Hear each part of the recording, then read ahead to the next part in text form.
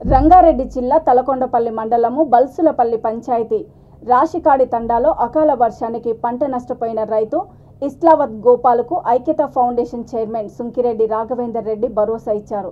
పంటను పరిశీలించి ఫౌండేషన్ తరపున 10,000 రూపాయల ఆర్థిక సహాయం అందజేశారు. క్వింటాల్ ఎంత ఉంది ఇప్పుడు? 1700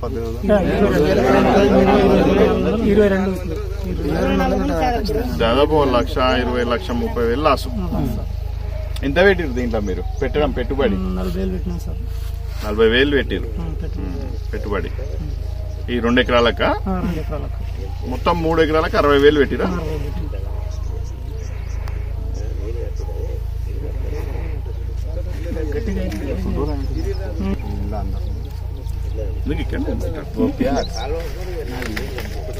సో మరి గవర్నమెంట్ వాళ్ళు ఎవరైనా వచ్చిపోయారా?